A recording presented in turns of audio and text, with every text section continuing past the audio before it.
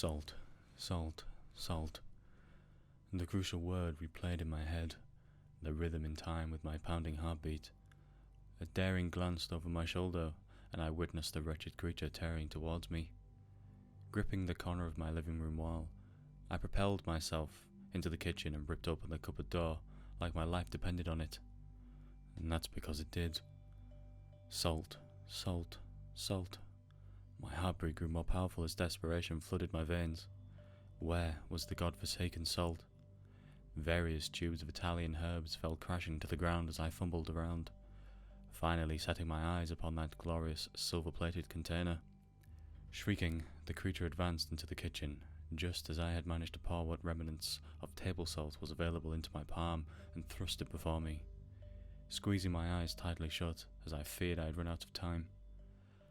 A screech from the creature rattled my entire being as I gingerly peeled open my eyes. It was thrashing around violently, employing its deadly talons to scratch away any salt that had landed upon it. The beast stared through my eyes as its frame became less opaque. It was fading away. I had won. This time. My knees gave in and I fell to the unforgiving cold floor of my kitchen. I exhaled a breath I did not know I was holding as I stared at my empty palm. This could not keep happening. Every time that foul brute emerged, I had to use the remainders of any salt within the household to banish it for however long I could. Every household has the problem. No one knows where these repulsive things are even coming from, or why they try to catch us. All we know is that salt is the only thing that keeps them away. Rock salt, specifically. Or at least that is all we are using. The problem, however, lies in the fact that my household does not have a large storage of this salt, and I just use the last of it.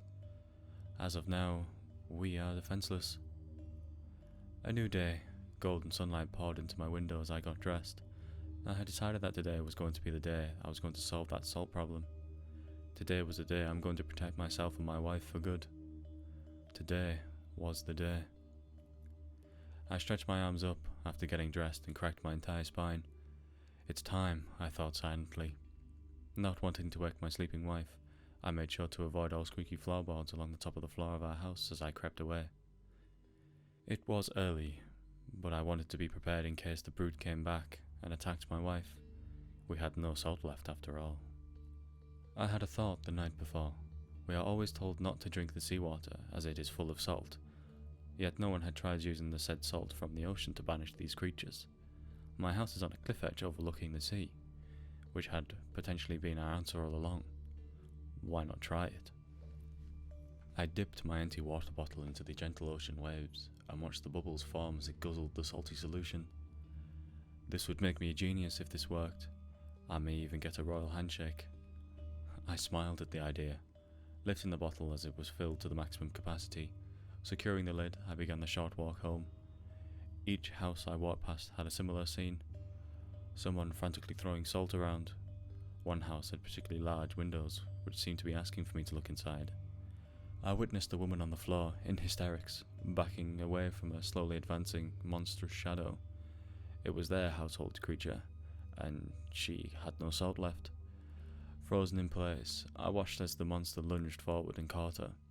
She disappeared. Her pale, panic-stricken face will never leave my memory. Clutching closer to my bottle of seawater, I pressed on with my journey back. I forced myself to have tunnel vision for the rest of the way home, not wishing to view any more trauma. My plan was to boil the water until the salt was a solid, which seemed to be going swimmingly thus far. I was leaning against my kitchen counter, patiently waiting for a few drops of water to evaporate. The steam ceased, and I peeked over the edge of the saucepan, getting a first look at the dried sea salt. It looked extraordinary, like the rock salt we had previously relied on. If it did not work, I'd be taken, and I really did not desire the same fate as that previous woman. I'd pick up a small sachet of rock salt from the black market before the day was over. That way, if the sea salt did not work, I would have a sure backup plan. I was waiting at the end of my hallway when it appeared. Stanced like a cowboy in a duel, I had my sea salt in my right palm and the rock salt in my left. My wife was at work, so I knew it would be coming for me. A nerve-wracking howl alerted me of its spawn, and my knees bent a fraction more than anticipated. As soon as I saw the ugly beast, my right hand thrust forward, showering this creature in sea salt. I readied my left just in case, but I had no need. The creature reacted exactly as it would with rock salt. I was a genius. My wife did not believe me when I told her the news at first, but once she recognized the pride and excitement in my voice, she had no choice. I had just discovered something that would keep the world safe, which was much easier than carving out rock salt. I began with my village, boiling vast drums of seawater and selling the salt onto locals for a fair price. Of course, I did not reveal the source of my salt, as the monetary gain was too much just to give away. I quickly gained a reputation as the man to go to for salt, and a huge company contacted me weeks later.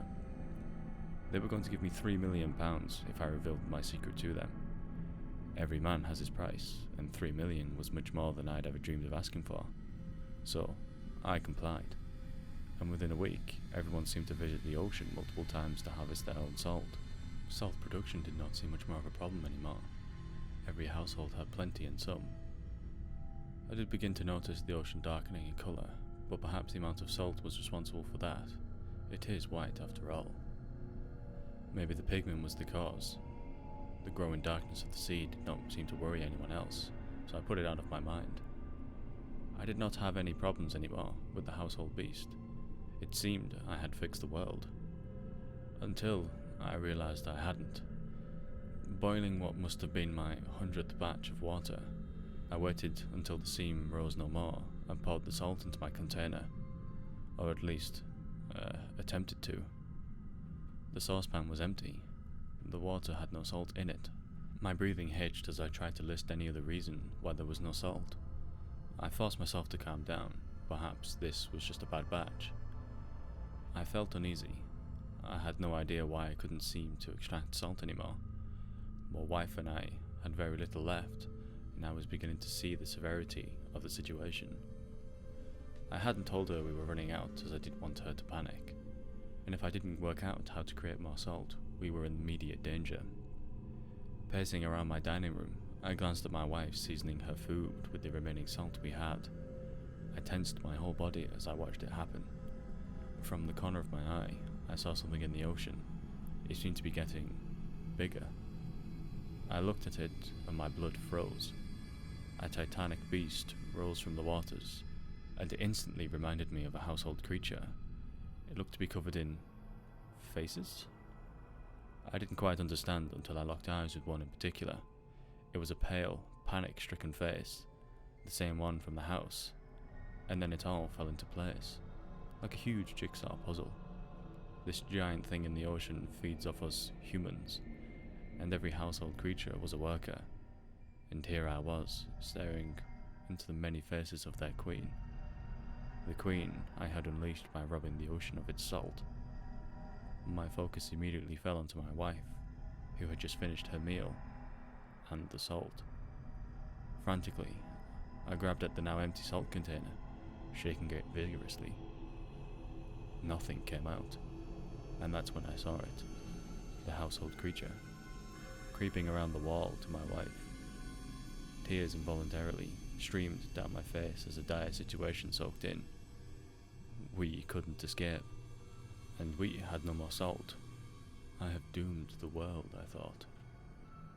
It's over now.